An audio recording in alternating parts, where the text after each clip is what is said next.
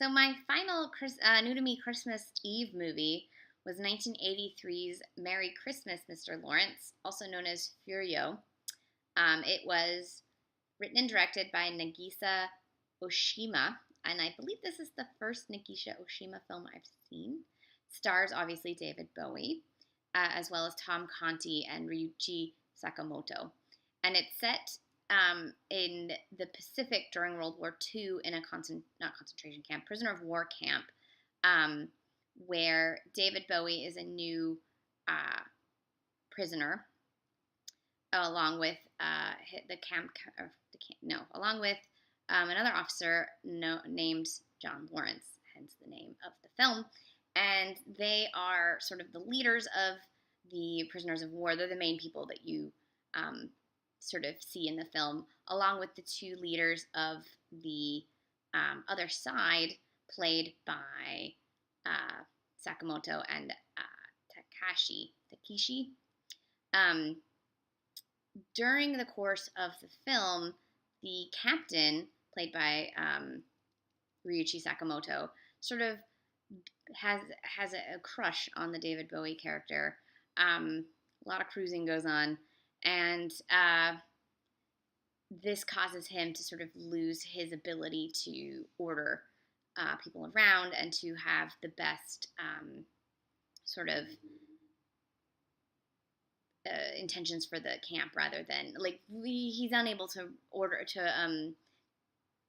keep order the way he used to, because he's kind of losing his head. And who wouldn't fall in love with David Bowie?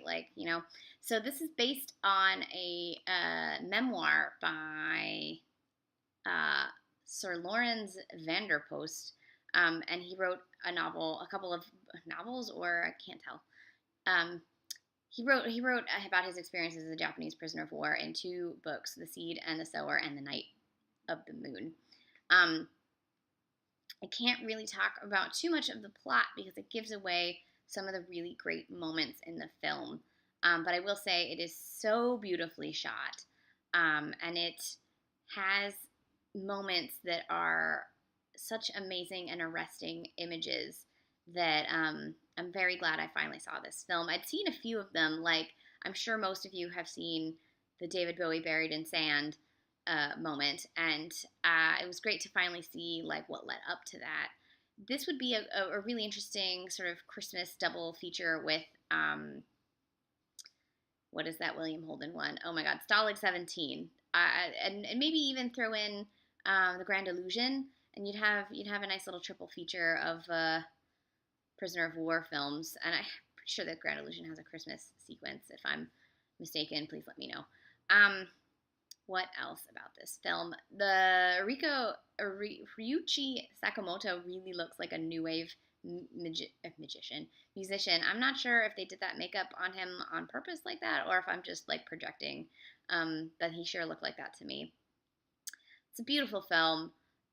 Wonderful settings. They actually built an entire, the whole camp on a deserted island, apparently, to shoot it on, and it was nominated or ran in competition for the Palme d'Or at the Cannes Film Festival. It did not win.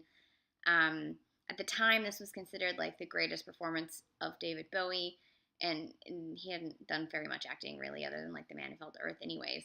But actually, every Bowie performance is the greatest Bowie performance as far as I'm concerned. I've yet to see him in a movie where I'm like, he's terrible. But then I'm a very big Bowie fan, so what am I going to do? What else to say about this film? Well, I should talk about Tom Conti. He is quite good as the titular Lawrence. He speaks Japanese and English, and he gets some of the more emotional scenes where he's pleading for the lives both of British soldiers, but also Korean soldiers and some other people. There's a lot of seppuku in this film, and he's always like, why? And I think a lot of it has to do or a lot of the plot comes from the culture clash between the British and the Japanese, and that causes a lot of the friction. And in the end, like any good war film, the warriors realize everybody's wrong and that war is terrible. And war makes people do horrible things, and that doesn't necessarily make it okay that they did the terrible things, but a lot of times it's more understandable why you act the way you act when you're in war. So that's kind of the overarching theme. David Bowie is gorgeous. That's the last thing I'm going to say. This is Merry Christmas, Mr. Lawrence from 1983. You can get it on DVD from the Criterion Collection, and it is currently streaming with all of the special features on Filmstruck.